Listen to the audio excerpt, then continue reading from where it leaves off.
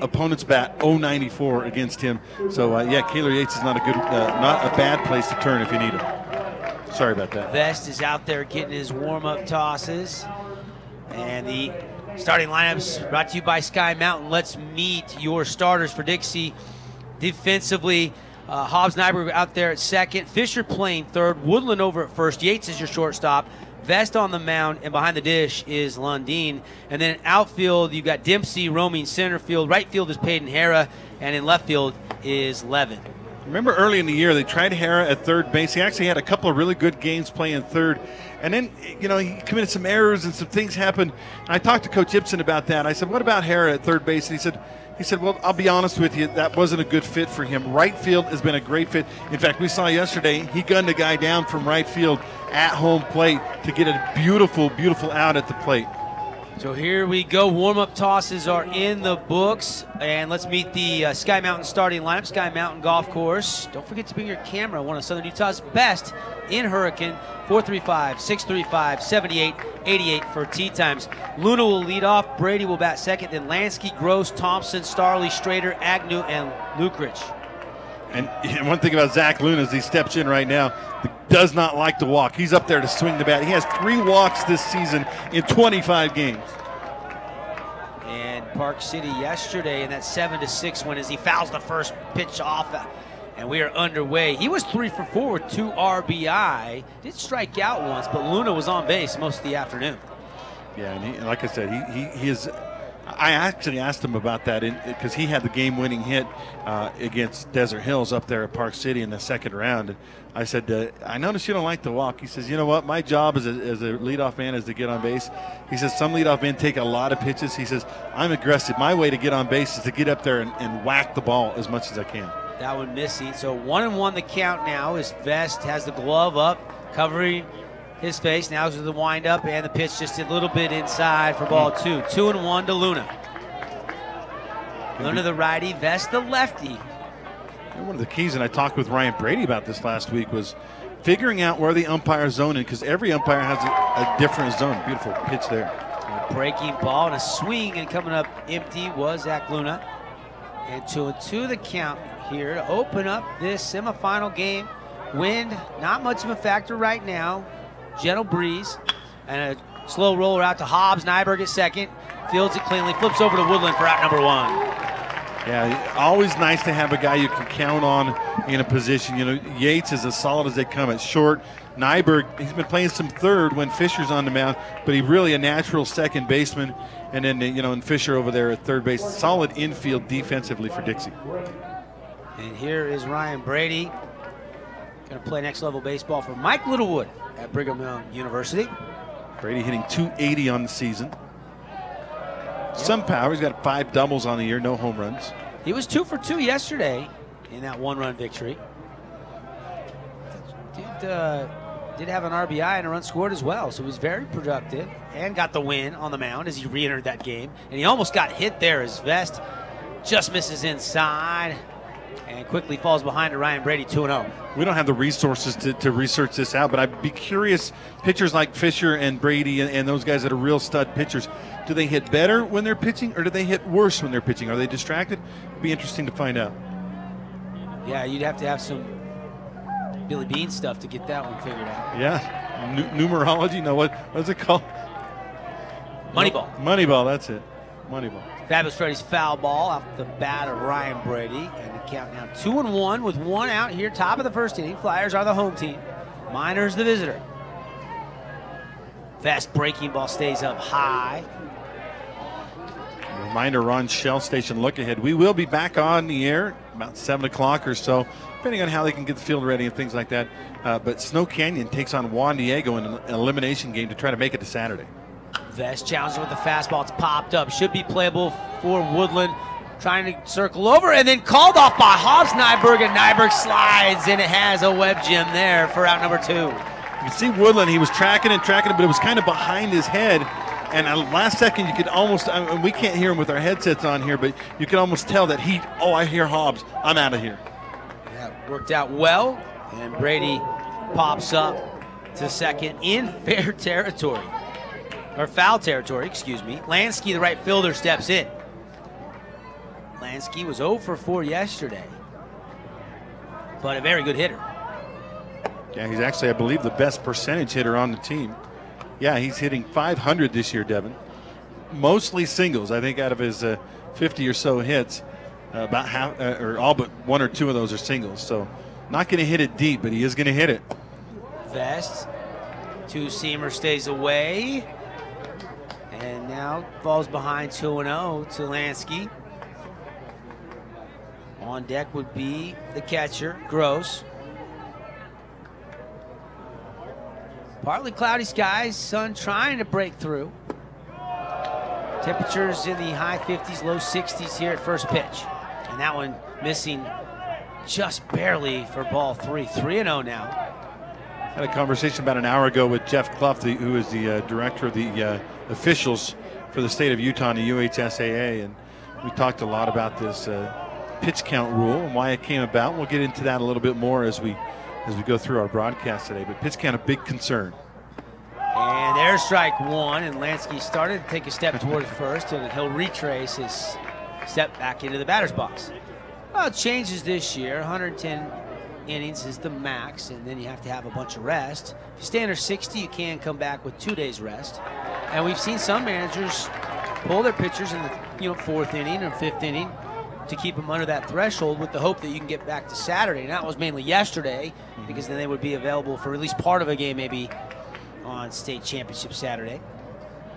There is also a 2-day 60-pitch rule. So if you have a guy that pitches, say, 35 one day, you can bring him back the next day, but he can't pitch more than 25 pitches, or he is done for a couple days rest.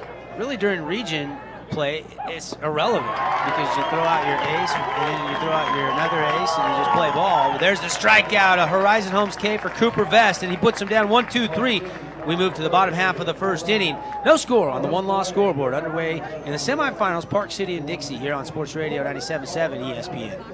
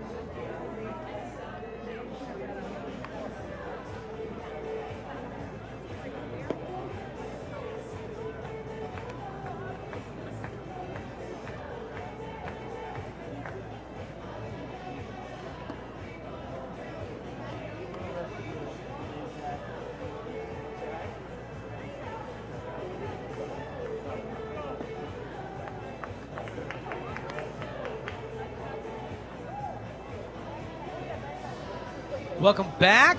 Devin Dixon, Andy Griffin. Thanks for accessing us on Sports Radio 97.7 in St. George, along the web on Des News KSL, sportsradio977.com, or via our ESPN mobile app. Cooper Vest put the Park City Miners down 1-2-3, and now Hobbs Nyberg will step in to lead off. And again, over 500 hitter this year. And I got into a conversation about Hobbs. Is he more electrifying in baseball or football? And I don't know that we ever resolved that conversation a couple of days ago. Well, it's funny because his heart has always been with football, but that was kind of before we maybe found out how good he really is as a baseball player. Of course, Hobbs Nyberg's father played for BYU as a Brent was receiver. And just a great player. Not an All-American or anything, but a good, solid player for the Cougars. Had a stint in the National Football League. He was on that national championship team in 1984, if I'm not mistaken. Of course, his older brother, Chunner, pitched at BYU. Jesse played for the Flyers. And now Hobbs, the youngest, steps in and watches quickly Strader throw 3 straight balls and fall way behind in the count. You don't want to throw meatball to Hobbs on the first pitch, because that's what he loves to do, is tee it off, and he takes a 4-pitch walk, and he's aboard. Catcher actually turns around and asks the umpire, all right, so, give me an indication. What were we doing wrong there that we didn't get him? That is the 23rd walk of the season for Sam Strader, who is, by the way, 6-0 on the season with an ERA of 1.30 OBA. That's the opponent batting average, 190 on the year. Good pitcher, Strader, but he's facing, I think, probably the most formidable lineup he's ever seen. I want to give a shout out and a job well done to the Dixie State softball team. They lose today in the Super Regionals 8-6, so the season comes to an end. But Coach Simpkins every year puts a team on the field that's got a threat to make it to the national championship, but they lose to Humboldt State and the season over. And now there's the first pitch in for a called strike to Dempsey. Dempsey has been huge this year for Coach Hipson and the Flyers. Just a solid player, good on base or good hitting average, 364. And a shot into right for a hit. Hobbs going to take a big turn and going to put on the brakes and stop. And the throw comes down to third. And now 2 aboard here with nobody out for the Flyers. They got a little something brewing in the bottom of the first inning. Yeah, and you don't, say, why are you stopping him? He's one of your fastest players. The ball's hit to right field. You got to get him to third. Think about this, though.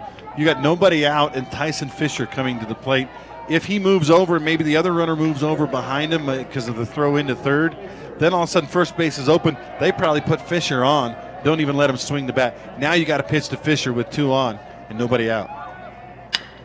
And a shot to short, and it eats up Ryan Brady. Hobbs is going to try to score. And no throw, it's cut off, and the Flyers lead 1-0. Should have been an out, no doubt about that. That is going to be an E6. It was a hard hit ball, but it was a bouncer, and it was playable by the shortstop, and he just, he's not going to play shortstop at BYU. He's going to be a pitcher for them. That time it just got him. So Brady can't make the play, and it's 1-0 Dixie on the 1-loss scoreboard. They get to Strader here early, and still nobody out for Peyton Hara, who's been swinging a really hot bat in the postseason and all year long, but they're going to ask him to bunt, and he pops it up, and Strader and the catcher run into each other. Catcher makes the grab. Strader is spilled to the ground. I didn't even see who had the ball. The catcher got it because they ran into each other, and Strader went down pretty hard. And now here comes the staff out to check on Strader. Appreciate it, by the way. Speaking of trainers, Intermountain Sports Medicine for being a proud sponsor of Region 9 Sports, and they provide the trainers for all of our athletic teams here in Southern Utah and Region 9. Who's Dixie's? Mike Tolman. There we go, Tolman. Sorry, Mike. I saw him actually up in the concourse and said hi to him, but I actually had his name slip my mind. But appreciate him. And, we had DeJuan Shakespeare earlier. And, a lot of great men and women that really support these young athletes. The Strader's still down on one knee, Devin. It didn't look like they actually hit that hard, but it was up, upper body, face, arms area. And this is your pitcher we're talking about. Yeah, no doubt about it. It looked like they might have butted heads, is my guess. It might be just a little fuzzy right now, and obviously such a precaution, anything up around the head. You want to make sure he's okay. You don't want him out there if he's not able to be. Well, and the catcher didn't have his mask or maybe helmet a bloody on nose. Andy, look, they're squeezing the nose. Yeah, he didn't have his mask or anything on, but he is covered in armor otherwise as a catcher. Maybe maybe an elbow to the face, or maybe a chest guard to the face. They didn't officially score that in error unless they're late on the scoreboard, because they have not put an error up on the board on that rip shot past Ryan Brady. I see the Dixie game changer scorekeeper has scored that a hit, but that does not surprise me. Of course not. Yeah, you got to give the hit to Park City. Let's see, they have scheduled as an error, so. Depends on who you ask. Exactly. And the official guy is 2 booths down from us, and we'll find out later on what he ruled that as. But to me, it seemed like a pretty clear error. We got a Hanks Riverwalk Grill timeout, 2-for-1 ribs at Hanks at Sun River, and the Pineview Panthers are sliding down the hill. What are they doing, Andy? It's just a sliding. I mean, they're having fun sliding down the grass in their white. I'm sure Mom and Dad are going to appreciate this, by the way. Sliding down the grass in their white uniforms. I kind of like it in that, Pineview just got eliminated. They got boat raced a little bit by Juan Diego, and we get so caught up in sports and how important they are, and you lose and you can be depressed for a long time. But these guys, it's good to see them kind of blowing off a little steam, having some fun. They're just kids after all. Yeah, exactly. So Strader is okay. Now the official and the umpire out in the field. There are 3 officials working this game. You got the home plate umpire, the 2 out in the field. And now maybe seeing if the bleeding has stopped. I think he just got smacked in the nose by the head of his catcher. And, of course, Gross seemed fine, but he's got all that protective gear on. And Strader took the worst of that. Gross was the one that actually made the catch for the out. Yeah, Peyton Gross is probably like, hey, it didn't hurt me at all. You know, I'm good. Ran into a little wimpy pitcher. No offense to all the pitchers out there. Fisher's over at first. And Dempsey's down there at second. And we've already had Hobbs Nyberg score. 1-0 Flyers here in the bottom of the first inning.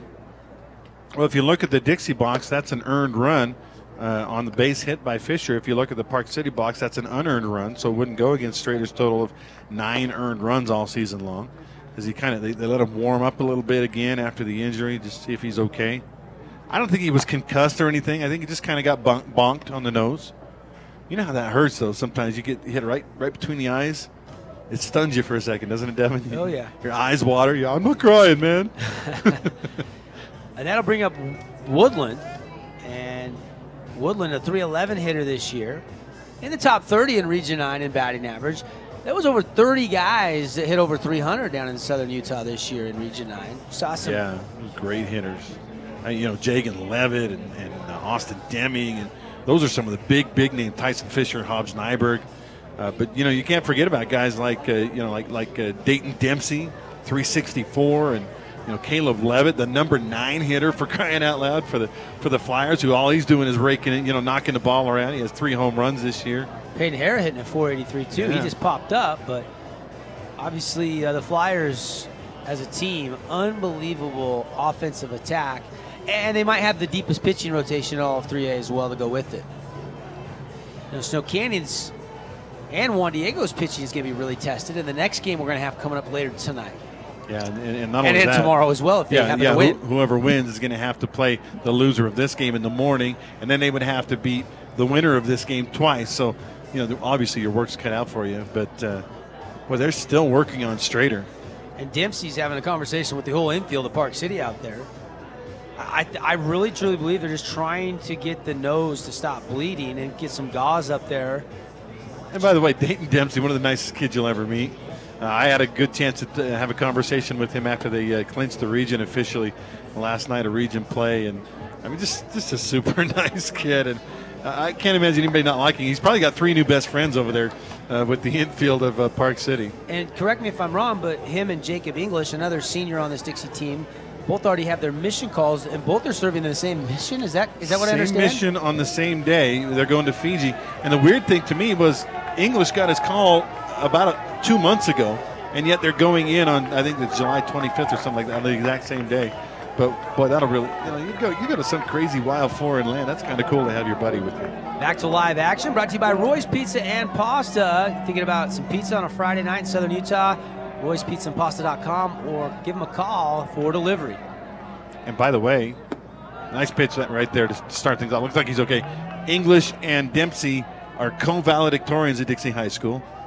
And obviously teammates and academic all-staters for the baseball team. Which is really quite the accomplishment with all the different distractions these kids have nowadays, from class to sports to social media to friends and dates. I'll admit, my senior year as an athlete, I didn't care much about going to class. I mean, I went because I had to, but I sure as heck didn't do a lot of homework that senior year. We'll watch Strader closely here. He's been around the play, but 2 quick balls, so 2-0, and now Woodland going to take a cut as a high hopper and gets into left field for a hit.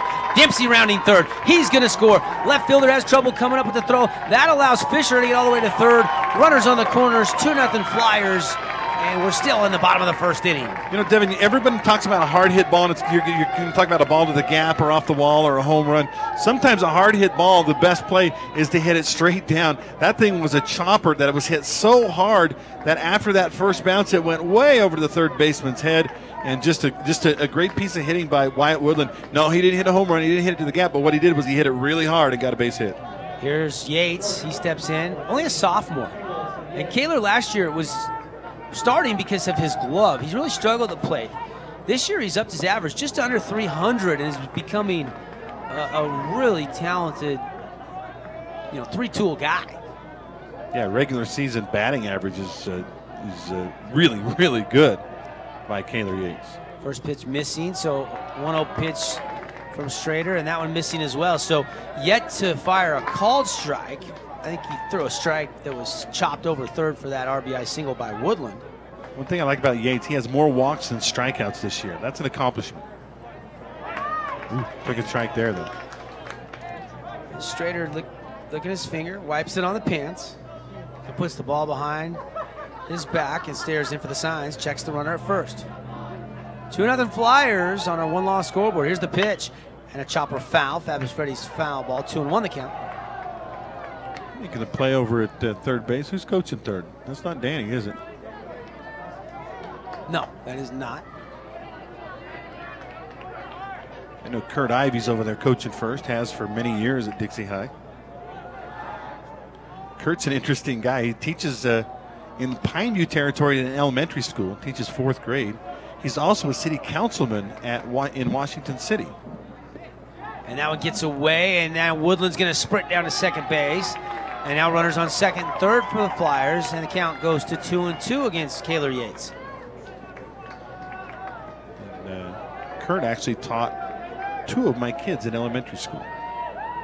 Got to know him really well. In fact, my wife was the class party woman, or whatever they call it, organizing parties. Swinging a foul straight back. Speaking of teachers, we had 7 Teacher of the Year nominees that were awarded at the Atlas Awards last Saturday night, and then Dixie teacher Jackson Parker was voted the Region 9 Teacher of the Year at the first ever Atlas Awards. It was a lot of fun for a first-time event. Good turnout. A lot of people recognized.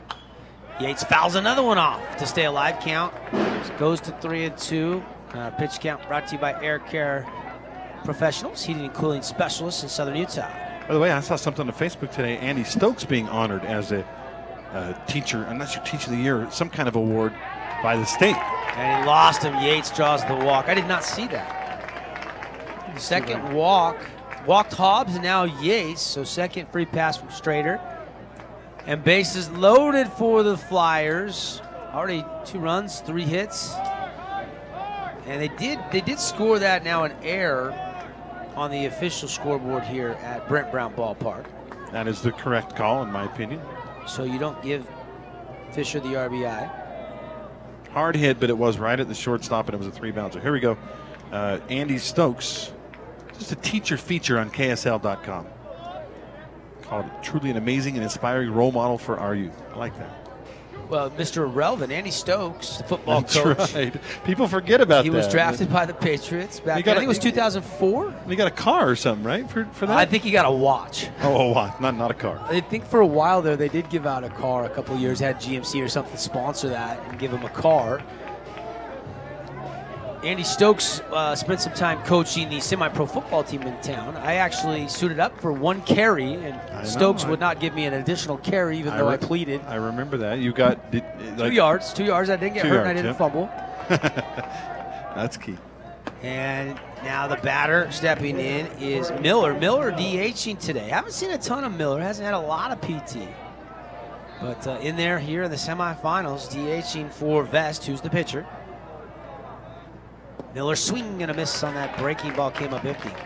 I will say this about Miller: he doesn't qualify for our statistical, league leaders in Region 9. He's only got 16 at bats all year, but 417 average. Well, he makes it count when he's up there. A couple guys like that off the bench for Coach Ibsen. Reggie Graff still with some good numbers, even though he hasn't gotten very many ABs this season. Yep. And that one now makes the count 1-2. The delivery just down low, and now 2-2.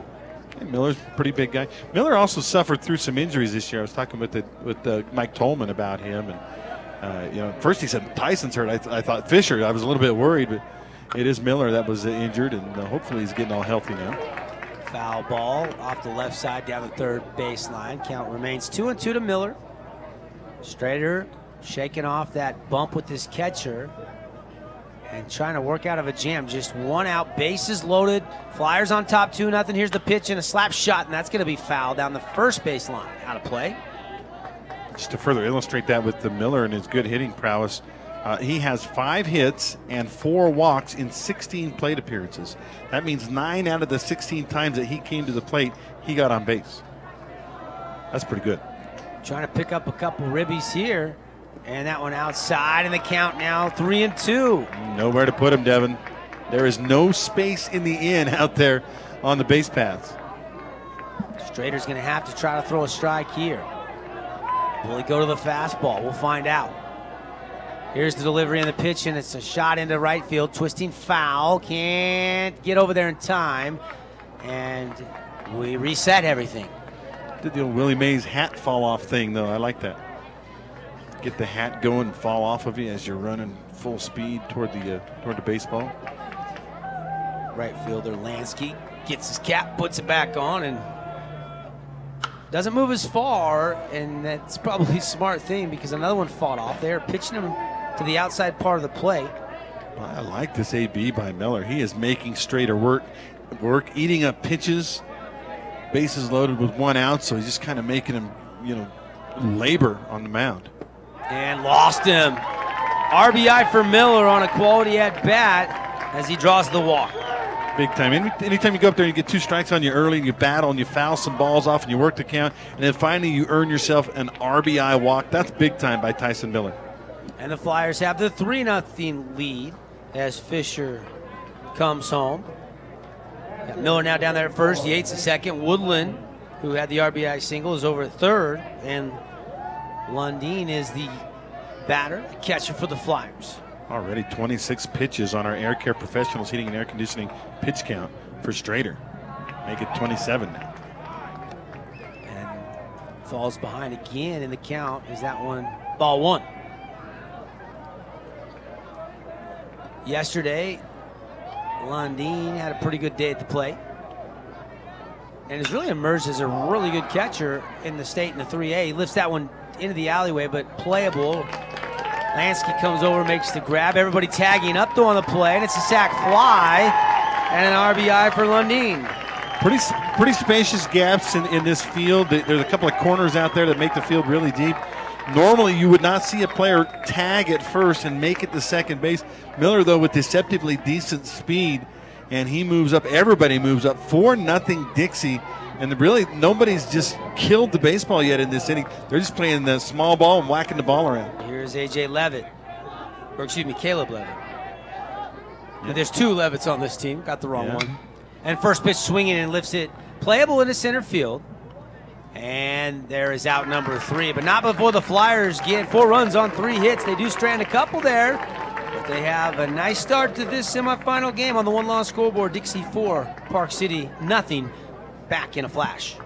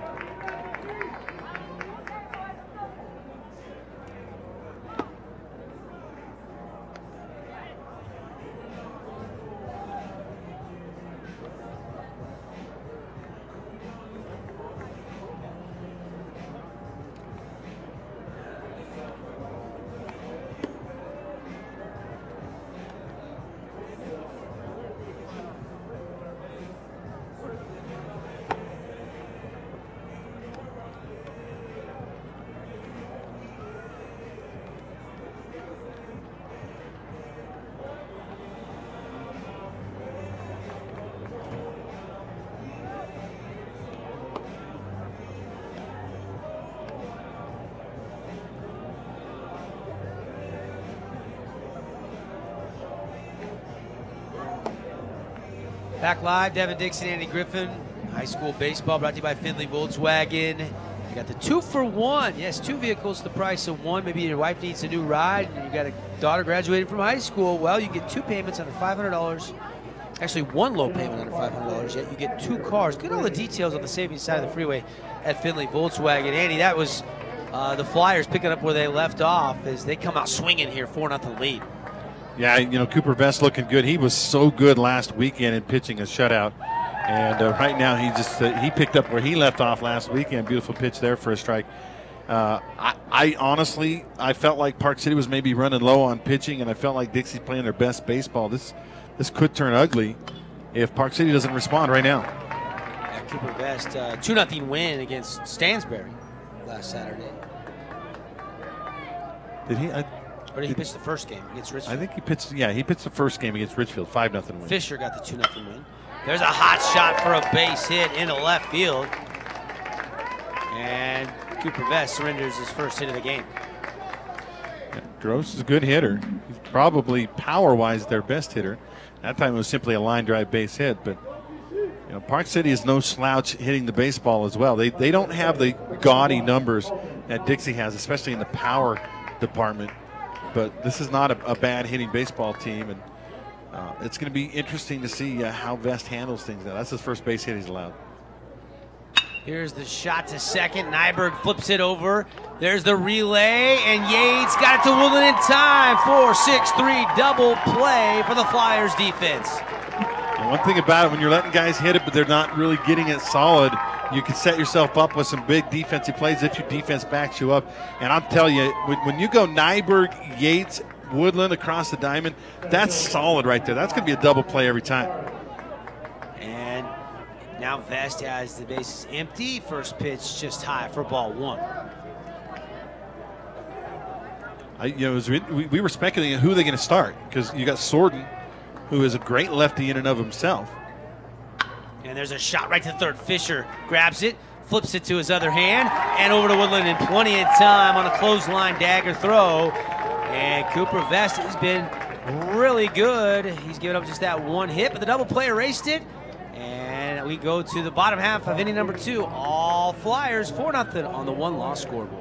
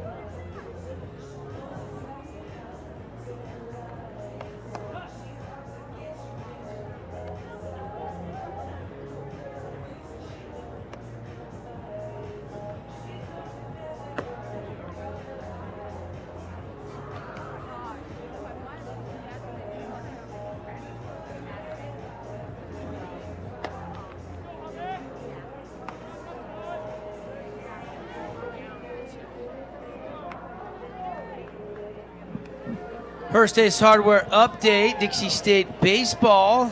They got a Trey Camachi hit, 2-out RBI in the top of the third, is playing down in California. Got a 1-0 lead in the fourth. And leading off here, top of the order for the Flyers, and Hobbs Nyberg, and he rips that first pitch foul. And that's Hobbs-esque right there. He loves to swing at the first pitch, especially if he likes it. And lays off the second one for ball one. And that's not to say he doesn't draw walks, because he's drawn quite a few of those this season, but he would much rather hit the baseball, and he's always looking for a fastball to drive. And there's one right there. Yep, going the other way. This could be extra bases. Hobbs going to take a big turn, head for second. Rounding second, going to dig for third. Relay comes in, and Hobbs will have a triple here for the Dixie Flyers. Yeah, I talked last inning about the big gaps in this field. There's a corner out there, and he actually hit that ball almost right toward that corner out there in left center field. And with his speed, I mean, they just let him go, and he ran and ran and ran, and it wasn't even close at third. That is his 7th triple of the season. That is now #1 in Region 9. Jagan Levitt had 6 as well going into the postseason, but Hobbs got a 7th, and Jagan and the Panthers lost earlier today, so their season comes to an end.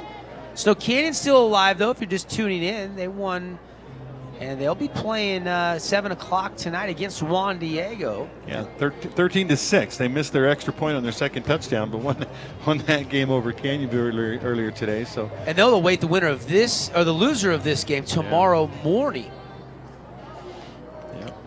By the way, the delay here, Strader kind of went down in a squat position after that ball, and maybe not feeling so good again. And actually, Coach Fiesler of Park City has called out the umpires. I'm not sure what they're talking about exactly. Trainers out there, but I think he's in some discomfort. I think this stems from when he ran into Gross. Well, they probably, if he had a bloody nose, they probably stuffed some cotton up in there.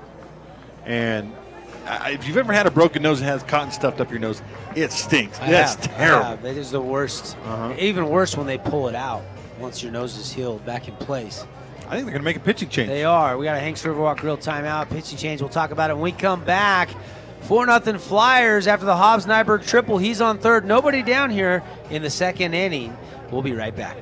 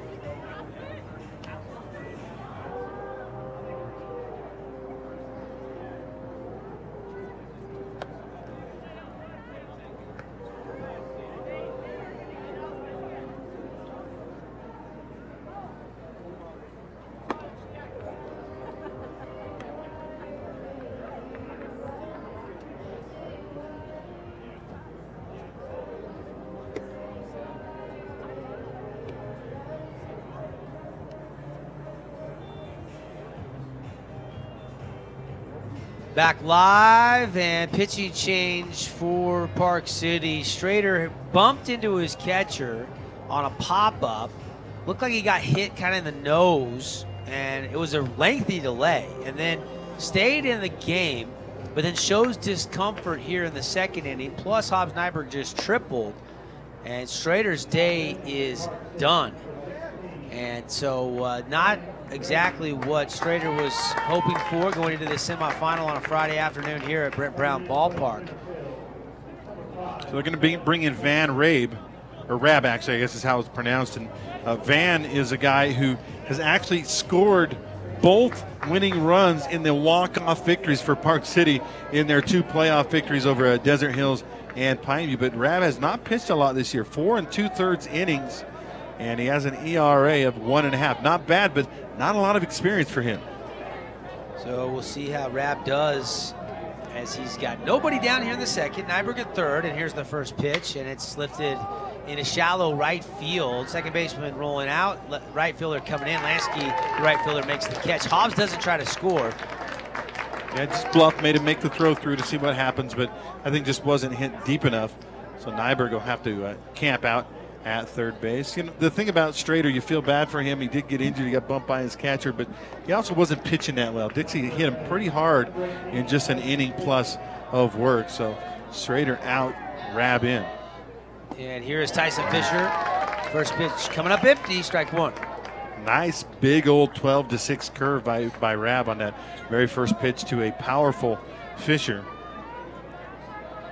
Fisher wiggling the bat, steadies it, and then rips it into the alleyway. This one's going back, ball by, fly away, baseball, 2-run jack job by T-Fish. Well, he saw one curveball. He said, throw me that same pitch again, Kay.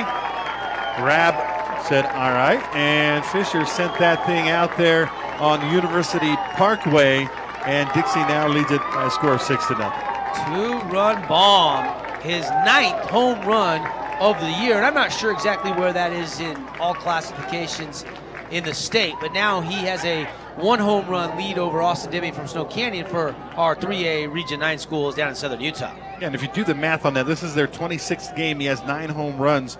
If you multiply that out like the major leagues, that would be roughly 63 in a season. That would be Sammy Sosa, Mark McGuire numbers, and I guarantee Tyson, he's not on steroids. Yep. And beaned. Hara gets beaned by Rab, and he will trot down to first base. I don't think, even though it's coming off a homer, I don't think that had anything to do with an intentional hit or anything. That was a curveball that didn't curve. This is getting away from Park City early on. This is not the way they scripted the start of this game, and Dixie looks really, really fluid and good and doing all the right things on defense. Vest is pitching well, and now offense is erupted for 6 early runs. Exclamation point, that bomb by Fisher seconds ago. And now that one gets away from Gross, but Hara doesn't try to take second base. Peyton's pretty fast. I'm actually surprised he didn't take off on that one. Maybe just wasn't quite prepared to run at that point. Now here is Rab trying to regroup, trying to settle himself in. Now Harris gonna run, pitch way outside, a swing and a miss, and the throw won't even be close to in time, and Harris swipes second anyway. So they gave him the bag, he didn't take it, and then he took it anyway on the next pitch. And by the way, Van Raab, I believe his sister was one of the top golfers in 3A this year, finished in a tie for 5th in the medalist race. What a finish yesterday for Region 9. Yeah, Desert Hills. Three Region 9 players in a playoff, and Torrey Thomas wins it all. And then, I mean, what can you say about Desert Hills? 8 straight girls golf championships. You just don't see a dynasty like that. Amazing. You asked Lori. Well, Jenna Welch is a great story. She actually broke her foot playing soccer. I didn't think she was going to play in the state. And then she came in and helped them out. Of course. And there's another ball that gets away from Gross, and Hara's going to get on down to third base safely. No throw from Gross behind the dish for the Park City Miners. Well, there's no doubt Rab has some wicked stuff going on, and that's why Gross is struggling a little bit to keep the ball contained. He's got some really nasty pitches, but it's been a little bit of frustration, obviously, for that catcher. And that one outside. Wyatt Woodland, good eye, doesn't offer at it. That was actually one of the few straight pitches he's thrown so far. That was a fastball. If you were wondering, you were mentioning that Coach Ibsen is not coaching third. They have Coach Dustin Holt coaching third for this game. And a swing and a shot into the alleyway by Woodland. This one going to get over the head and one hop to the wall. And an RBI double by Woodland as he'll stop at second base. Walking across home plate as the Dixie base runner is, wow, Dixie is just mashing the baseball. Wow, this is getting away from the Miners. Woodland with another RBI. He's up at 18 on the season. He'll go hand his batting glove to Coach Holt. Head back over to second base. So all of a sudden, Dixie looks like they can do no wrong. 7-0, 7 runs on 6 hits, no errors for the Flyers. Kind of looked that way yesterday against Snow Canyon too, didn't they? Yeah, no doubt.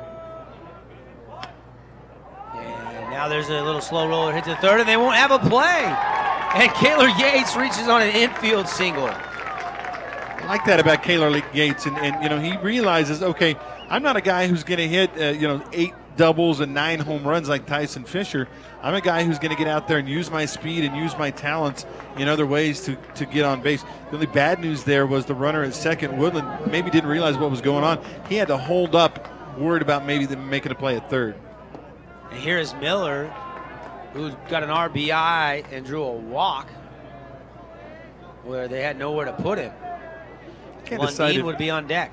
Can't decide if an RBI walk is the best thing in the world if you're a hitter, or kind of a, I didn't want an RBI that way. I wanted to swing. What do you think, Devin? Well, sometimes you don't have it that much to swing at, and if you don't like that payoff pitch and you got a good beat on it, nothing wrong with plating a run. It's kind of like when someone throws you an alley-oop and you lay it in instead of dunking it. You know? But you want the points. You got the points. It's good. It counts for you. But at the same time, it would have been more fun to throw it down, right? And Rab is struggling with his command. He falls behind 3-0 now to Miller. Need to throw a strike here, and he does. Ooh, wow. No, that was ball 4, Deb. Yeah, just a little outside it appeared, but the official, or the umpire, excuse me, gives him the benefit of the doubt. Now here's the 3-1 pitch with 2 on and 1 out here in the second inning, and there's ball 4. Bases juiced, full of Flyers for Lundeen. So what I'm talking about with Miller, though, I mean, here's a guy who he just finds a way to get on base, and his on base percentage is through the roof because he does that. He goes up, he works the count. About 600 on the season, OBP. 4 walks or free passes or whatever you want to call them, granted by Park City Minor pitchers, and now Coach is going to come out and talks things over. Gives us a chance to thank our great local partners bringing you tonight's game, including Morgan Pest Control and our 55 for Schools program. It's been back all year long again, and Morgan Pest Control donates $55 to each Region 9 school if they pick up a region win. And if you want a state championship, Dave Kipp, the owner, has been known to throw in a little bonus. And obviously, to celebrate, you can get your first 3 sprays with Morgan Pest Control for just $55. Call 673-9172. And just a reminder, we will be selecting a DATS Trucking Player of the Game at the conclusion of this one. We'll name one for both teams, as well as name the Play of the Game, brought to you by Appliance Wholesalers Plus. And who's the guy off the bench that comes in and provides a spark? We'll also name our Jimmy John Super Sub of the game. Yeah. The veto. Conference is over, and Lundeen ready to go, and that one way outside for ball 1. Well, you got to figure Coach Fiesler told his pitcher, he said, look, we just need you to throw strikes. Interestingly, they're coming out, the coach coming out to talk with the umpire. I think he wants to say something to his infielder, not his pitcher, because you can't visit the pitcher twice in one inning or you got to take him out. He's gone. He is out. All right, there you go. They're going to make the move. He saw one pitch after the conference. It was way outside, and he said, that's it. We're bringing someone else in. Yep, and so Rab can't get the job done, and they're going to go to the pin. Flyers leading 7 runs on 7 hits. Just 1 hit surrendered so far by Dixie's Cooper Vest. All Flyers early pitching change. We'll talk about it after this timeout.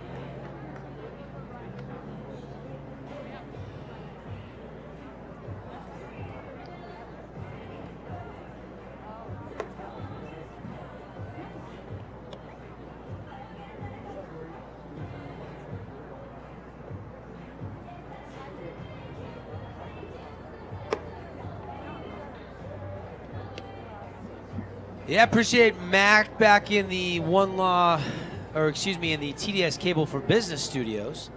And on the One Law scoreboard, 7-0 Flyers. And Lansky is left-right field because he's going to the pitcher's mound for the Miners. Well, to tell you where they're at, first of all, they haven't given up on this game. They have one pitcher left that they're thinking they're going to start in the next game, whoever that might be, or whenever that might be. And so they're saving Wyatt Hudgens for whatever their next game is. He is kind of the logical choice to come in this situation if it was the regular season. However, it's not. And so now they have to go to JV guys and guys maybe who play positions and don't pitch a lot. So Josh Lansky comes in. Devin, how about this? He's made 2 appearances, pitched a third of an inning both times. That's it all year long. Gave up 3 walks, no hits, 2 earned runs in those 2 appearances. His ERA technically is at 20 because he gave up 2 runs in 2/3 of an inning. Yeah, so you're hoping that he can come in and stop the bleeding. Exactly, and he's got to come in with 1 out here in the bottom of the 2nd inning. The Flyers have already scored 3 runs, including a 2-run bomb by Tyson Fisher. Woodland picked up an RBI double, and it's 7-0, and the bases are full of Flyers. And the batter is Lundeen. And the lefty watches Lundeen put a charge into this one.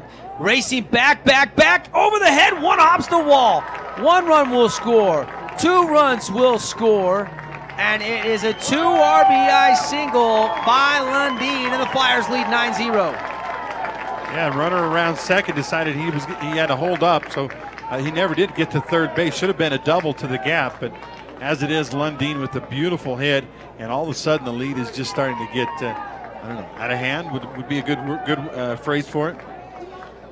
Well, you know, because we've heard so much about Ryan Brady, and because he was used up all his pitches yesterday in that win against Snow Canyon, Pineview, excuse me, we didn't know a lot about anybody other than Schrader and Schrader was Hudgens, and obviously Lansky comes in one pitch, and Lundeen was all over it, deep into the alleyway and left center field. I figure he was looking fastball and got one. And a swing and a miss from Levitt. He was. You know, Caleb had 2 home runs in a game the other day. He's got 3 on this season, but he looked like he was swinging for one right there. There's 2 Levitts. A.J. Levitt is actually a pitcher, a relief pitcher for the Flyers. He's only a sophomore. And that is Jagan's little brother from Pineview. Yep. Of course, Jagan and A.J.'s mom is Stacy Levitt. She's the head coach of the volleyball team at Dixie High School. That is what you call an athletic family. And there's a foul tip. And I'm not sure if Caden is a cousin or if they're just not that related at all. A lot of Levitts in Southern Utah. You never know. True. I haven't researched that. Or Governor Mike Levitt from Cedar City. 9 runs on 8 hits. Still runners on first and second for Caleb Levitt here with 1 out in the bottom of the 2nd inning. Lansky, the lefty, delivers. Check swing. Didn't go, and ball 1. 1-2 now the count. I love the bottom of the lineup here for Dixie. They've done such a great job this year, especially these 2 guys, Levitt and Lundeen. Not your regulation 8-9 guys. These guys have been mashed to baseball. Levitt, a .326 hitter with 3 homers. 1-2 pitch and a shot over the shortstop for a base hit. That'll score 1 run. Lundeen racing over to third. They're going to hold him up at third. And it's a double by Caleb Levitt and a 10 spot in 2 innings. 10-0 Flyboys. You know, I mean, we were cautious about how we said it, but you and I both felt like coming into this game that that Park City had not faced the likes of the Dixie hitting-wise this season, especially Strader, even though he had a fantastic year. And Strader got hit pretty hard, both literally and figuratively, and now Dixie's just kind of abusing the rest of the lineup here. I mean, every one of these guys can hit. In fact, this guy right here at the plate is the best of them all. .520 hitter Hobbs Nyberg. Hobbs first pitch swinging as usual. Just missed that one, fouls it out of play. Hobbs picked up an offer last week to Weber State, but it was a football offer from Jay Hill and the boys up there. Remember, they had Blake Barney, former Dixie star, and he ended up coming back down to Dixie State. Hobbs ropes it right to the pitcher, and what a snag by Lansky for out number 2. I don't know if his eyes were open or not, but boy, what a snag, because his lean was to the right because he's a left-hander, and that ball was actually to his left and high, and somehow he got his glove up there and made a great play. So Hobbs lines sharply back to the pitcher for the 2nd out. And we batted around. That was the 2nd AB of this inning for Hobbs, and here is D. Dimps. And high ball 1 to Dayton. Dempsey was out there at second when Strader got hurt. Made good friends with the Park City boys out there. Probably asking each other where they're going on their missions. And a foul tip straight back. And everybody will reset. And it's quickly 1-1 now to Dempsey. Devin Dixon, Andy Griffin with you. High school baseball presented by Findlay Volkswagen.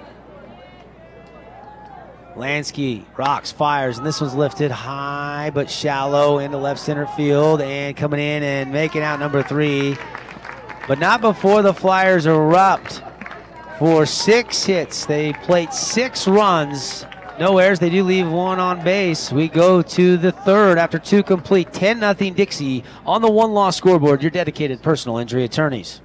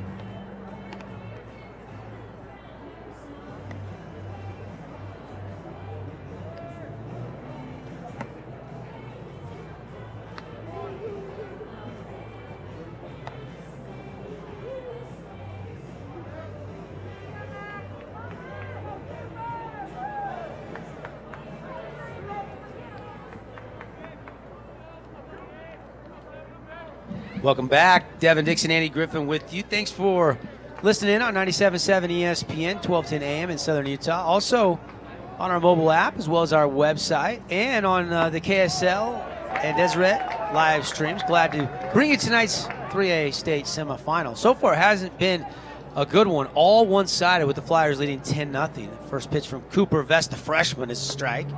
And there's a breaking ball for a called strike, too. He's only given up one hit so far. Yeah, Vest not batting for himself, so he was on the front step watching that whole 6-run rally and thinking, hey, I just got myself a really nice cushion. I can come out and throw strikes. That one high and away.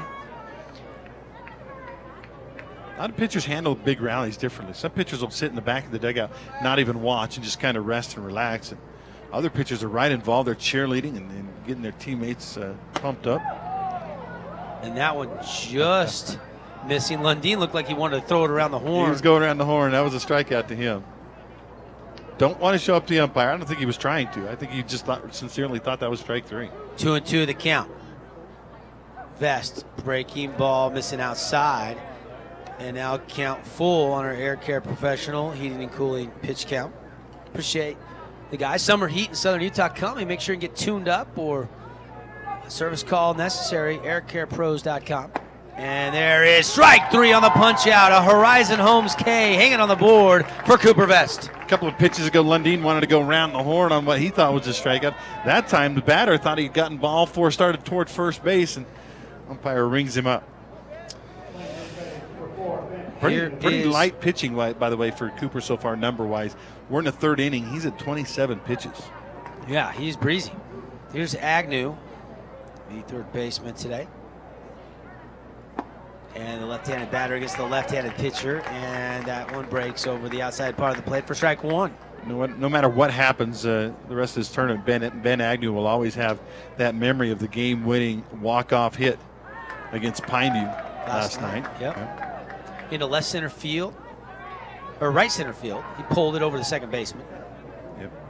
And then they dogpiled him over halfway between first and second. They did. Can't blame them. They were excited. And there is another Horizon Home strikeout for Cooper Vest, his 2nd consecutive K.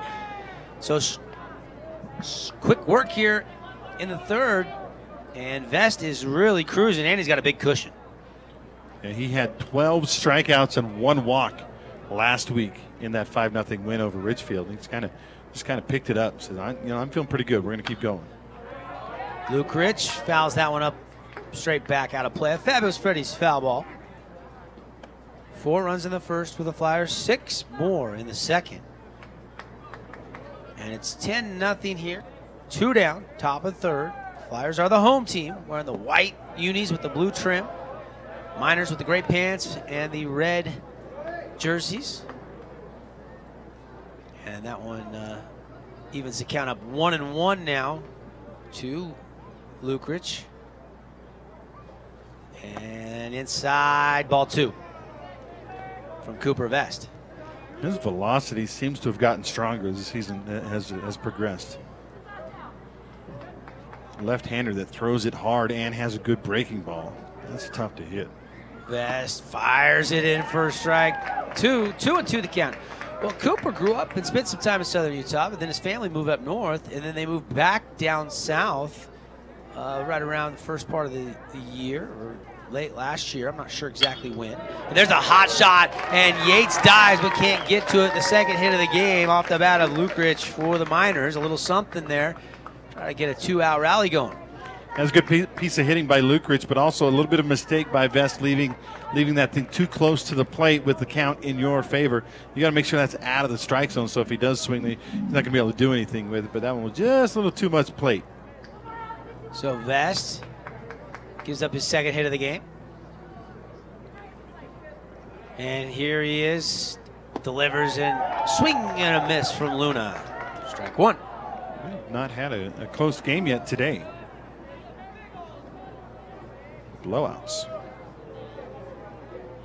So Canyon won by 7. Park City won by 11. Or excuse me, Juan Diego won by 11. And there's a shot off the bat into center field, coming in hard. Dayton Dipsy and a shoestring catch. It keeps it off the grass, and that is out number 3. And down go the Miners. Dempsey got a little bit of a late start, took one short step, then realized he had to turn on the Jets. Dempsey gets in there, makes a nice grab, and again, a web gem. Dun-dun-dun, dun-dun-dun. No runs on one hit and one left on base. We go to the bottom half of the third. All Flyers. They lead Park City 10-0.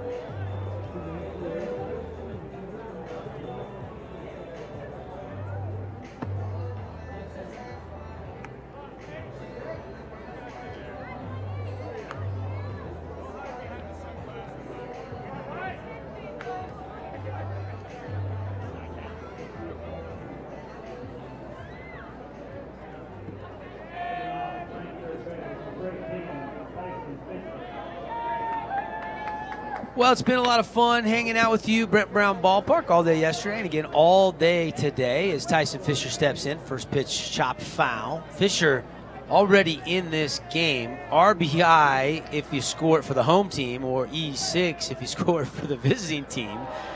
Either way, he's scored 2 runs and has 2 or 3 RBIs. Officially, we gave him an E6. He hit a hard shot to Brady that officially was scored an error here at Brent Brown Ballpark, although the Flyers statisticians gave him a hit. And he pops this one up, and it's going to land fair, but then bounce foul. And I think it's a dead ball. I think Fisher's got to go get the bat and keep swinging. Umpire signal foul. Both hands up, foul ball. Nobody caught that, like 4 or 5 feet off the bag at first. Pitcher was coming over, first baseman there, and a little miscommunication. Should have been out number 1. And Fisher was trying to avoid the play because he could have been called for runner interference in that situation. And so he tried very hard to stay away from that play. I think they were scared, though. He's a big guy. And there's a shot, and this one over the head of the center field. He's racing back, has a beat on it. Can he get it to it? It's off the wall, and it's going to be Fisher digging past second, going for third, and he's going to stand up triple. Tyson Fisher in this game has already got a double, a triple, and then depending on how you score it, a single or a reached error. By the way, that's the first triple of the year for Tyson Fisher. Power guys don't usually hit triples. They usually hit doubles or homers, and they're not necessarily the fastest guys. But earlier today, Snow Canyon in their win over Canyon View, Austin Deming hit his very first triple of the year. Now Tyson Fisher hits his very first triple of the season. Kind of a product of power plus a very big ballpark. Yeah, and there's a foul ball from Peyton Hara. I doubt Tyson ran that far during the football season from his D end and linebacker position. Maybe he did. And there's a shot right to Brady. Brady looks at Fisher. Fisher starts home and then retraces his steps back to third, and the throw over to first is in time for out number 1. Trying to keep him honest. Good play, though, by Brady. Give him a pretty good look, knowing he had time. They brought that infield in on the grass. Interesting conversation we had with Hobbs Nyberg earlier in this game was more electrifying in football or baseball. You could have that same conversation with Tyson Fisher, could you not? Here's Wyatt Woodland. Woodland is just RBI singled back in the first and RBI double, and he's scored twice in this game. Well, some things that are not compatible between the two sports is Fisher's going to need to gain more weight for football. And he's about the perfect baseball weight and size right now. So, well, I think he's got some Pac-12 interest. Yeah. He's just a junior. Well, he should have all kinds of interest in you're talking about football, right? But I'm talking about baseball, too. Well, he's got scouts looking at him, and he's going to be drafted. Now, whether it's out of high school or not will remain to be seen. I'm guessing mom and pop want him to go to college, though. Comes from a very big family, a lot of height. His grandfather was, what, 6'9", 6'10"? I think he's 7 His feet. uncles were the Fisher twins that played football. Yeah. Were you here in town yet while that was going down? I was. I watched them. I covered them a little bit when I was a student at Dixie State University doing the CEC television games for the campus TV station. And Woodland lost Lost him. There's a walking Fisher on the pass ball. Is going to score. 11-0 Flyers just like that. Well, Tyson Fisher, big guy, good wheels, got all the way to third on that triple. And with the wild pitch there, pass ball, easily walks in. And Dixie just keeps adding on to this lead. And I mean, almost at this point, you're starting to think this isn't just a win. This is a statement game. This is a, hey, everybody, thanks for coming to our tournament. That's what it feels like right now. Here's Kaylor Yates, sophomore.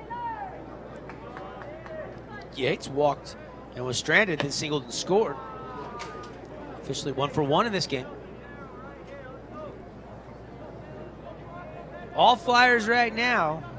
Plenty of offense and some really good defense and some pretty darn stellar pitching from Cooper Vest. 11-0 lead. And a rip shot, and that's off the glove at third. And everybody's safe on the hit from Kaylor Yates. Yeah, that's not an error. That's a hit. That was a hard hit ball, and he was just lucky to even touch that thing. Knocked it down, kept it from going into the outfield, and actually probably kept the base runner from going to second to third. So nice effort over there at third, but not enough to stop the play.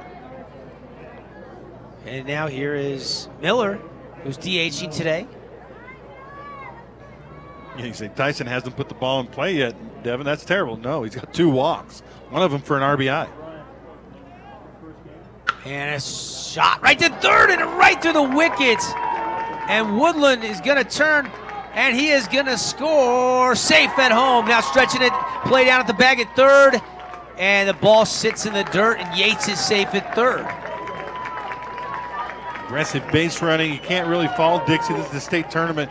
You got to keep playing it hard, taking those extra bags when they're available, Devin, because you never know when a team's going to get hot and start making a comeback. But right now, this one, it's really starting to feel like it's all over. 12-0 Flyers, and probably E5. I just ate him up. He didn't get the glove down, didn't block it. Went right through his legs, right below the mid. Yeah, so I agree.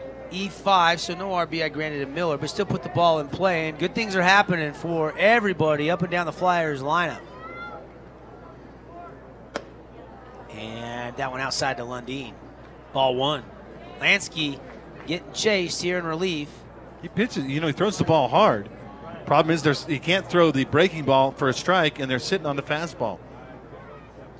And there's the fastball, and it's roped, but right to left field. Tagging and scoring is Kaylor Yates, and it's a 13-0 lead, Flyboys. Wow. Even the outs, Devin, sound like hits. Even the ball where there's a fielder who makes a play, it just is a rocket. And that was another rocket, and yeah, it went for an out, but it's a sacrifice fly and an RBI. Miller stays at first. Did not try to tag down there to second. Probably could have. And here is Levitt. Caleb Levitt steps in. And first pitch missing outside for ball 1. Yeah, that's kind of what I'm talking about. Can't throw the slider or the curve for a strike. They wait, good discipline hitting, looking for a fastball. When Lansky brings it in, they whack it. 13-0 Dixie, and Caleb Levitt's gonna put a charge into this one, and off the wall and over the fence, and it's gone. Hit the second fence that's behind the actual fence for a 2-run blast off, and the Flyers continue to pound the ball 15-0. First pitch, slider way outside, has to bring fastball. Levitt sitting on it, and he just rocketed his 4th home run of the season. This is your number 9 hitter. That hit it a mile. Wow, and everybody out of the Dixie dugout to congratulate Caleb Levitt. 15-0. Wasn't starting early in the season. It wasn't an everyday guy. He sure is at the end of the season. Just swinging the bat well. And this is, again, what a luxury to have your number 9 guy doing that. And now you got to go back and face the top of the order, and Hobbs Nyberg here with 2 away in the 3rd inning.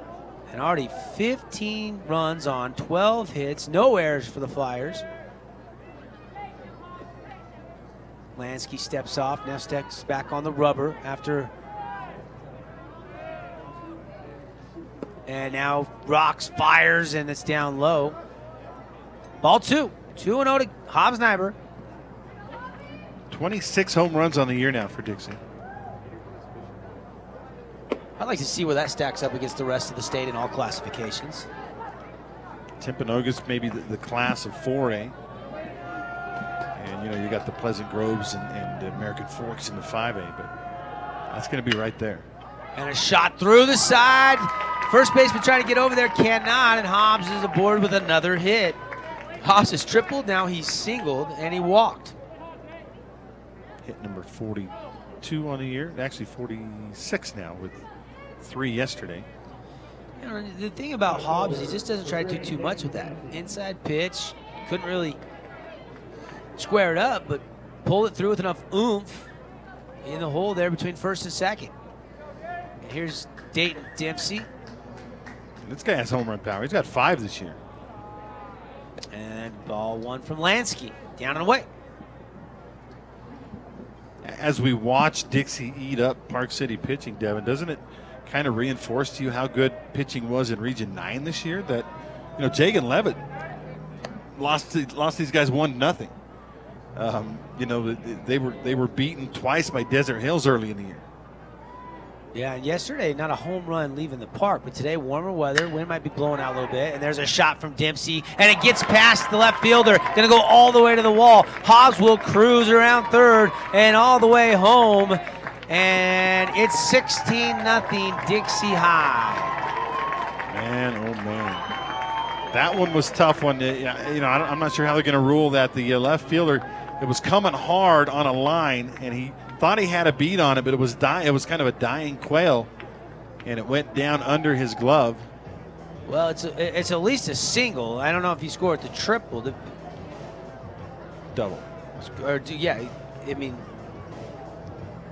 well, if he blocks it though, is it the double, or do you call it a fielding error on a 2-bag error as it got all the way to the wall? They haven't put up an error on the scoreboard, and we got a Hanks Riverwalk Grill timeout. Let's thank some great local partners who wait for the official scoring, including Sky Mountain Golf Course here to the Sky at the beautiful Sky Mountain out in Hurricane. If you want to fire up a round, 435-635-7888. And by the Locker Room, a local company that's been around for years. They have team apparel, everything for athletes, from socks to gloves to bats and more. Team uniforms you can order at the Locker Room. From the Pee-wees to the pros, the game starts when you leave the Locker Room, 514 North Bluff Street. Scorekeeper for Park City ruled that as a double for Dayton Dempsey, RBI. Well, that's good enough for me. Well, now Fisher's up, and we saw what he did last time up.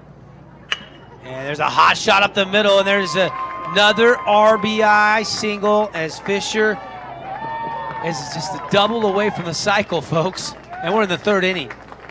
Dempsey scores easily from second base. Yeah, the thing that's going to stop him from really doing more damage is the mercy rule. And actually, we'll probably see Danny Ibsen start substituting liberally in this game. In fact, do we have a pinch hitter now? It is Reggie Graff. Reggie coming out there. Sophomore. Right? Freshman. Freshman Reggie Graff. Yep. Wow. He's tall. He doesn't even go to Dixie High. He goes to Dixie Middle School. He's a little taller than his older brother. Remember Tyson? Yeah, for sure. Tyson Fisher, catcher for the Flyers. It's a Graff, yeah. And then his other brother was Gavin Graff, who played football and baseball for the Flyers. And first pitch, Reggie fouls off straight back. Fabulous Freddy's foul ball. Don't forget, swing on by and get your coupon books, your car wash coupon books for Father's Day gifts. You pay for 7, you get 3 free, so you get a book of 10 for the price of 7. And that one missing for ball 1. 1-1 to Reggie Graff. Graff is actually swung up way over 300. In fact, 385, I think. Yep, 385 on the year. He just hasn't had more than 20, 30 at bats this year. 26 at bats, 31 plate appearances, and that's just under the minimum, I believe, to qualify him for among the league leaders in Region 9. But 6 singles, 3 doubles, and a triple for Reggie. And he fouls another one off, so 1-2 the count. He played a lot early in the year. And that one gets away, and Fisher's going to scoot down to second. No throw from Gross. They'll flip it underhand back to Lansky. Baseball's a funny sport because they have rules and then they have unwritten rules. And one of those unwritten rules is you don't take the extra base ever when you've got a lead like this. And it's going to be interesting to see. I don't know that Coach Ibsen has been in this situation this season where his team is so much better than the other team. And they got swing and a miss there, Deb. And there's the K, a rarity, but a much needed one for Park City. Down goes Reggie Graff, and we played 3 complete. Flyers had 4 runs in the first, 6 more in the second, 7 more. It's 17-0 when we come back and fire up the 4th inning on the 1-loss scoreboard.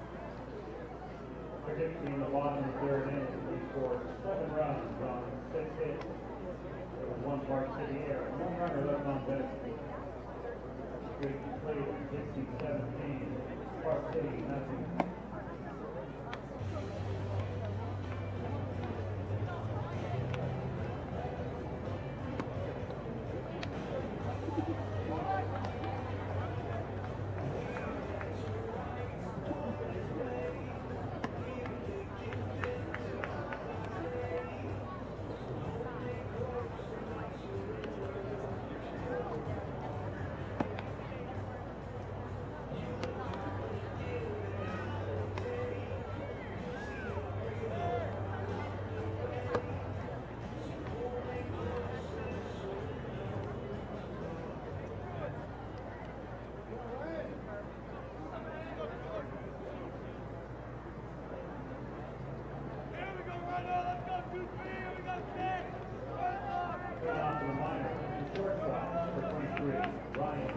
Andy, I can't remember the time that we started a 4th inning of a state semifinal and it's 17-0. I cannot remember a team being so dominant as we're seeing from the Dixie Flyers right here today.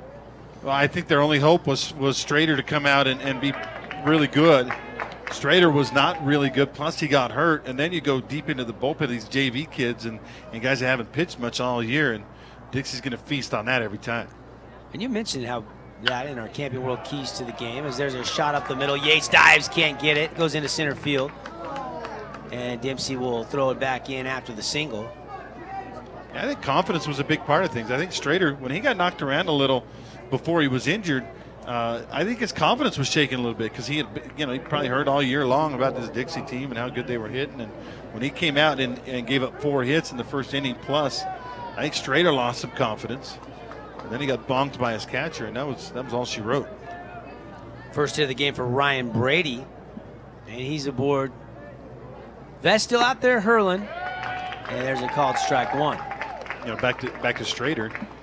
Yeah, we know he left injured, but even so, he gave up 3 hits and 3 walks in 1+ innings. And that just kind of gives you an idea of the prowess of this Dixie team, and of course they really feasted on the relievers. And the big hook there, and it's a called strike 2 for Cooper Vest.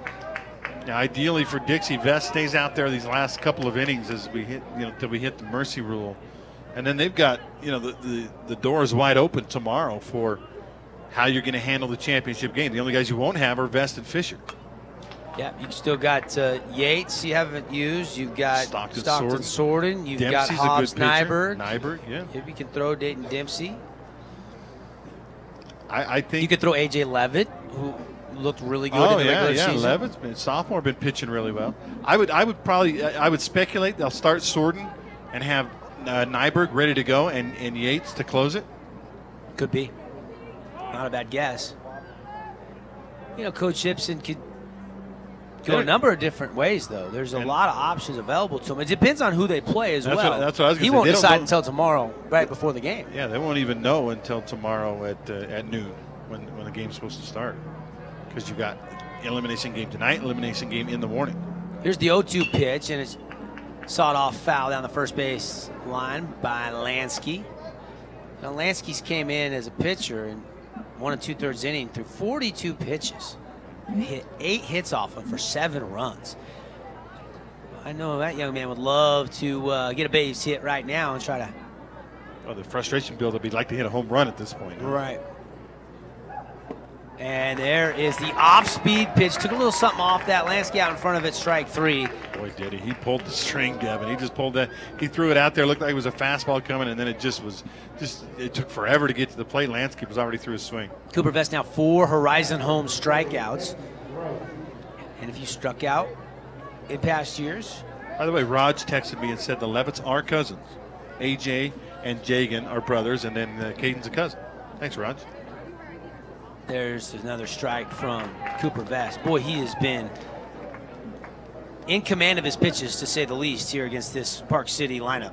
And we didn't even mention AJ when we were talking about pitchers for tomorrow. AJ Levitt will be ready to go. Yeah, I don't know what Coach Gibson will do. I hate to play armchair umpire here. And there's a swing and a shot into right, but right to Peyton Hara, who camps under it and makes out number 2. So 2 down after the Ryan Brady single. And here is Thompson, the first baseman.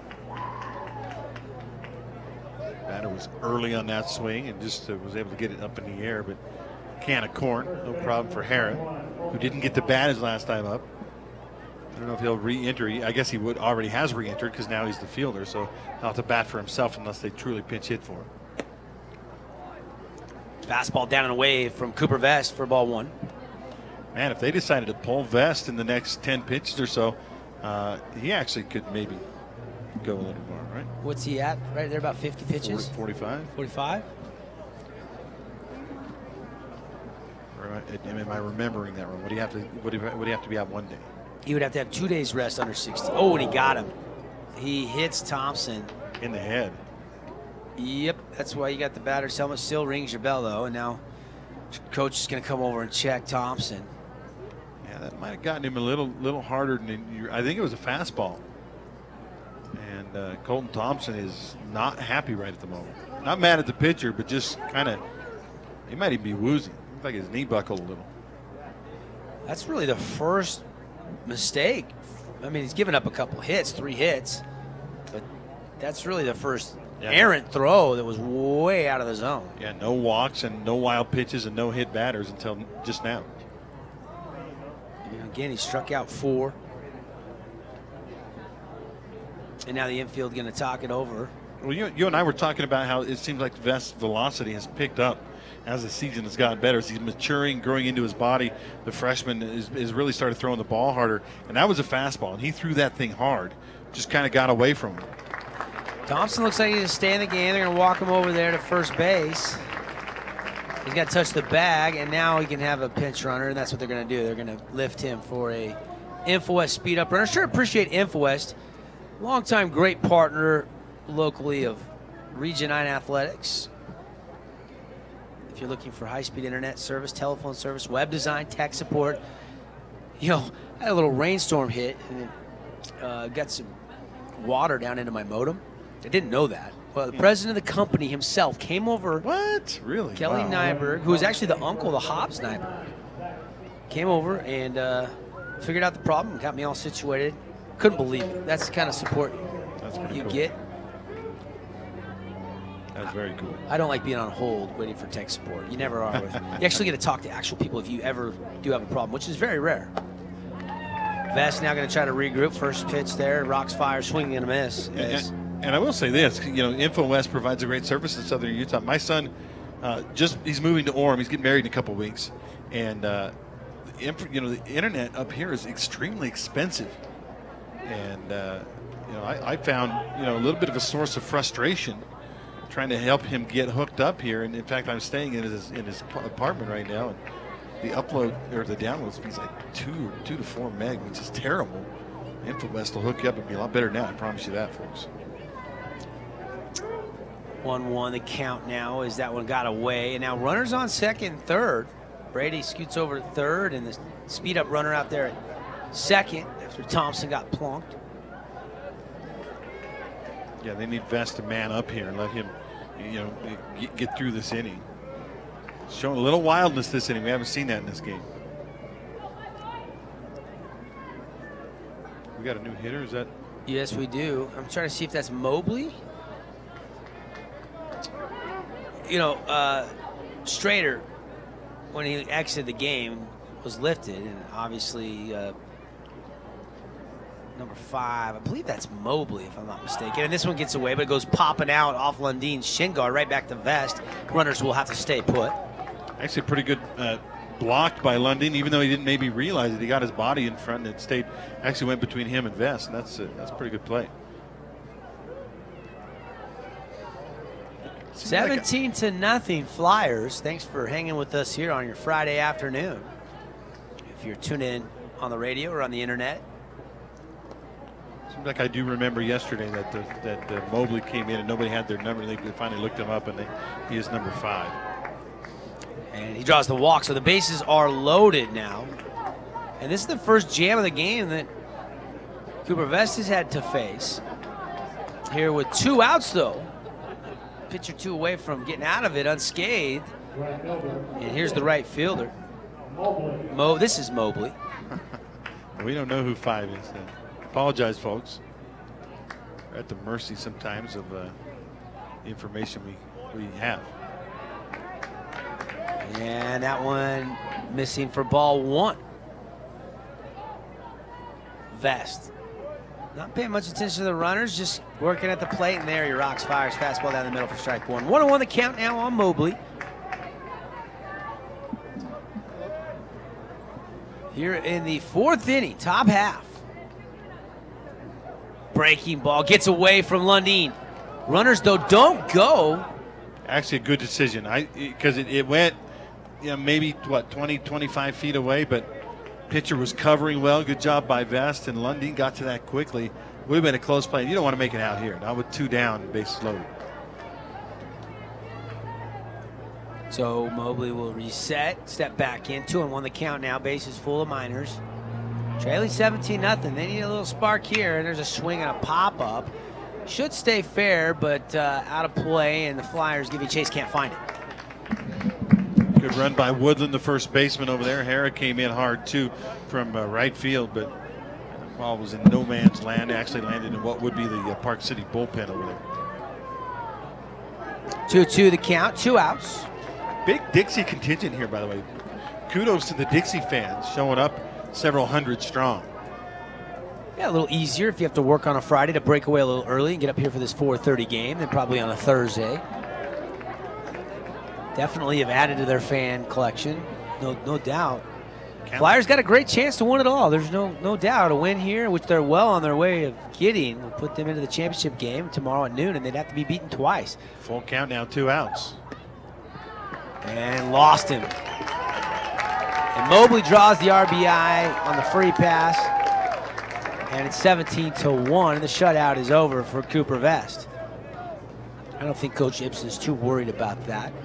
Although we'd love to see him bear back down and limit the damage here and get out of this with just the 1 run. And here comes Dave Horlocker, the pitching coach for the Dixie Flyers.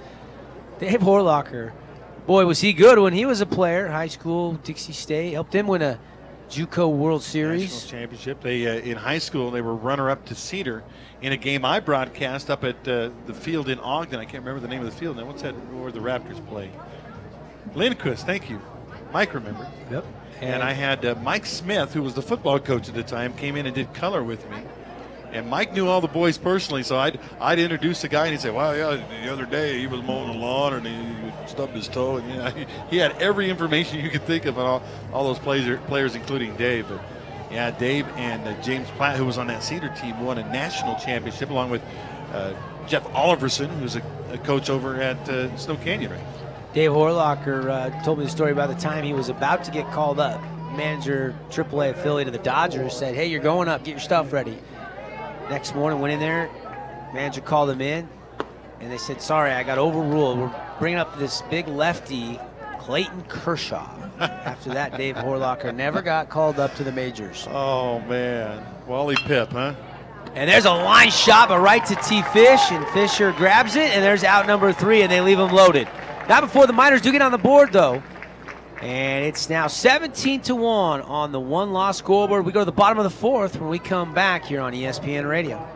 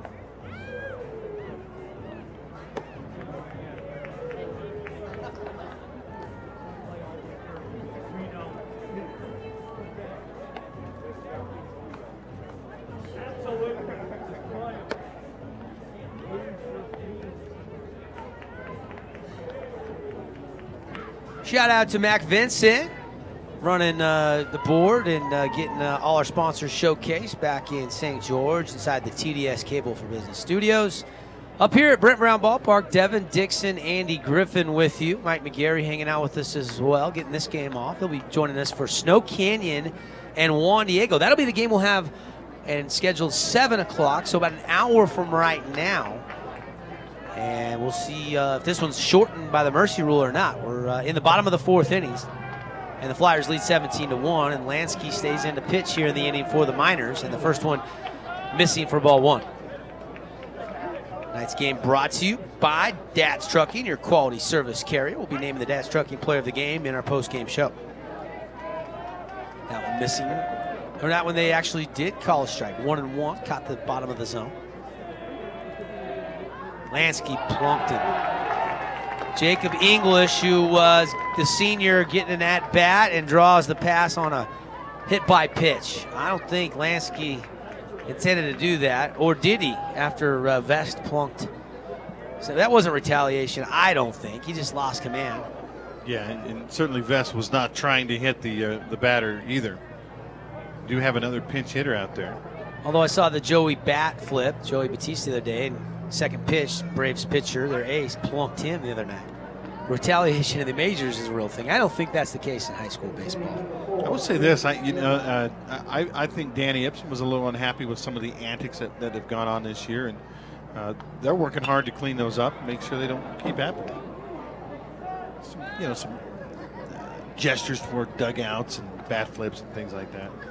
Got another pinch hitter here. This is, I think, number 4 for the Flyers. And checking our roster here, and that is Pierce Goodwin. And he swings and a miss, so a K for Lansky, and down goes Pierce Goodwin. And as you guessed back in the 3rd, you thought Coach Gibson would empty the benches and give some guys an opportunity. So here's Trey Johnson. He'll step in and pinch hit. Trey's been busy in the state tournament, mainly as a pinch runner. And Johnson and Goodwin are both seniors, so he's not getting so young is guys English. action. Yeah. He's getting these seniors a little kind of a salute or a tip of the hat for their efforts over the years for Dixie baseball. And that one missing. 1 ball, no strikes to Johnson. That story you were telling about Horlocker, it just goes to show you sometimes it's not necessarily how good you are, but where you are in the situation you're in. And maybe these 3 guys thought they were going to be starters at this point in their career, and then you have young guys like Nyberg and Fisher and Yates come up and take their jobs. And it's tough, but it's life. Well, knowing Coach Gibson like I do, I'm sure he sat his seniors down and said, here's the situation this year. And your role is going to be as a pinch runner and a pinch hitter. And if that's good enough. And if you guys want to play, we want you on the team. And I'm sure these guys accepted that and said, you know what, we want to be a part of this team. And if we don't get to play that much this year, that's okay. We'll support the guys and make them work in practice and give everything we can. And now they get a little reward by getting to play here in the state semifinal. And maybe get a state championship ring come tomorrow. You never know. And there's the 2-2 pitch, and that one down low. So full count now on Trey Johnson.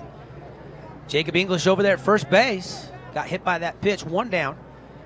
We're in the bottom of the 4th inning. 17-1 Dixie. And a snap throw over. English dives safely back to first base. I don't think anybody will be stealing at this point. Do you re-enter your regular players after these guys all get an AB, or do you let them go ahead and play the rest of the game? We'll find out. And there's another walk. Lansky lost Johnson. And now we've got another pinch hitter. This will be Walsh, Max Walsh, who's done some running this year, pinch running. He's scored some big runs this season, game-winning type runs as a pinch runner, a speed-up runner for either Lundeen or sometimes Fisher when he's pitching, or some of the other pitchers. So Walsh, although he hasn't gotten a lot of ABs this season, he's certainly got a lot of playing time. Where's Cooper Vest at in the pitch count here, Andy? Looks like Woodland is getting loose down in the bullpen area. And here is Max Walsh. 2 on, 1 down. 17-1 lead for Dixie. They'll be heading tomorrow to the state championship game, and they would have to be beaten twice. Yeah, that'll be at noon tomorrow. Of course, we'll have it for you here on ESPN Radio. Of course, Park City with this, what appears to be heading towards a loss. They will not be eliminated. They'll sit back and play the morning game against the winner of tonight's Snow Canyon Juan Diego game, which will be an elimination game. And the winner of that morning game would get the Flyers in the title bout. Vest through 4 innings, 62 pitches. 62. Obviously, he won't be able to pitch Nope, he tomorrow, won't be available. But they've got plenty for him to finish this game, especially if we finish it in the next inning or so. Max Walsh now has worked himself ahead to 3-0 count. Now there's the strike from Lansky. I was going to mention with Max Walsh this year, and I lost. I had him and I lost him. Well, he's in the stat program, and he's certainly contributed this season. Here's the 3-1 delivery. Walsh fouls it back. Fabulous Freddy's Foul Ball. Don't forget to get your coupon books, pack of 10. You can do the exterior, the basic wash, get the Freddy's VIP wash. You can choose from all their different selections. The best part, you pay for 7, you get 3 additional ones for free at both Southern Utah locations. Also some Fabulous Freddy's locations along the Wasatch front. And that one looked outside. Late call, and they ring him up. There's a K for Lansky, and down goes Walsh. Yeah, thought he had the pass and was headed over to first base. And now we've got another pinch hitter, and that is Joshua Kazir, excuse me. 170-pound sophomore, 5'11", although this roster was put up before the season. Josh looks like maybe he's grown an inch or two, which you might expect out of a sophomore. And Lansky misses high upstairs. Ball 1, 15 hits, 17 runs for the Flyers in this game. 1 run on 3 hits for the Miners. We're in the bottom of the 4th, and there's a strike to Kazir. Crowd didn't like that call. Probably mom and dad up there going, hey. 2 on, 2 down for Kazir. And a swing and a drive, and this one right down the line, and it is a fair ball off the wall, right off the 305, and a 2 RBI double for Joshua Kazir, and it's now 19-1 Flyers. How about that? Welcome to the varsity, sophomore. Great job of hitting. Sitting on fastball. He got one. He drove it right down the line, and the whole question was it going to be off the wall?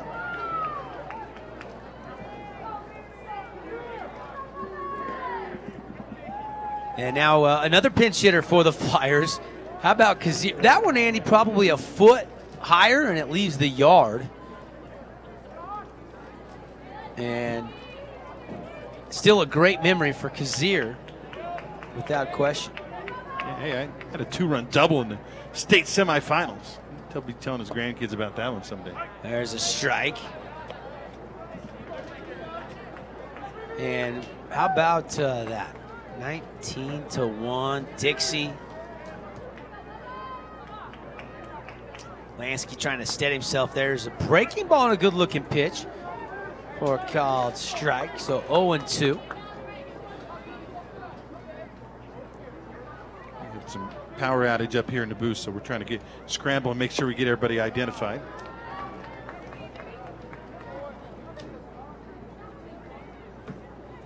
And that one missing. 1-2 the count now.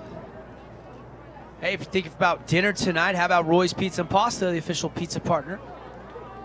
And there's a swing and a miss. They're going to throw it on down, and there is out number 3, but not before Kazir adds a couple more. 19-1, and we'll go to the top of the 5th, and really Park City needs, what, 9 runs. They need 9 runs to keep this game going. We'll find out if they've got that in the tank when we come back. All Flyers here from the 3A state semis, presented by Findlay Volkswagen.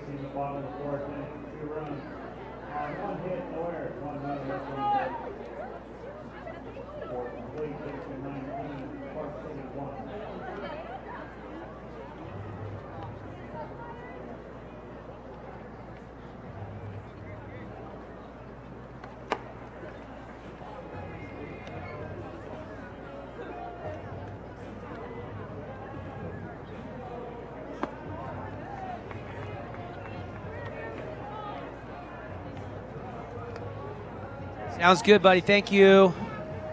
Appreciate it.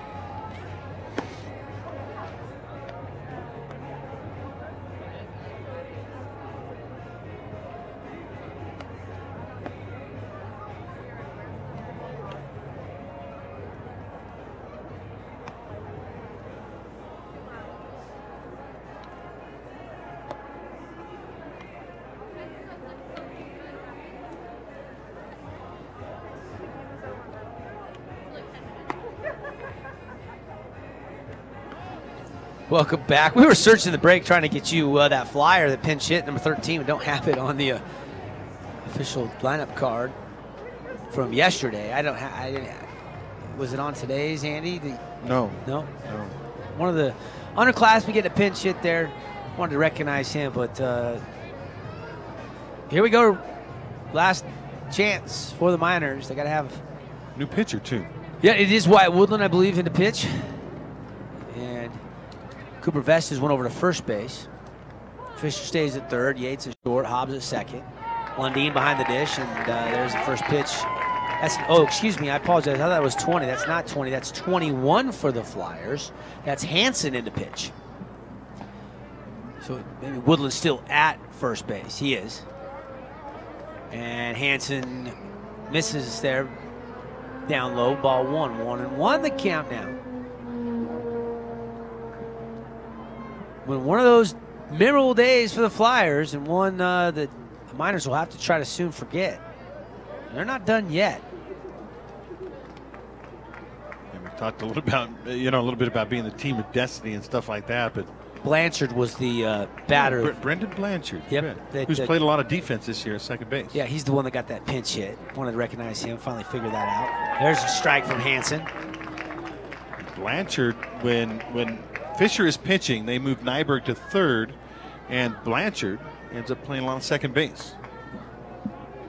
Here's the 2-2 pitch coming from Hanson. And the windup delivery and a breaking ball, and it's lifted into shallow right field. Hara right on it, comes over, makes the catch for out number 1. Yeah, Mike McGarry noted during the break there, pretty much all the starters are back out to play defense now after all those pinch hits. Yeah, the re-entry. Yeah, you want to make sure you don't have a rally, but I like what Coach Gibson did, getting some of those guys some ABs there. Once this game's been decided for a while now. Luna now back to the top of the order for the Miners. Grounded out second and lined out to center, 0 for 2.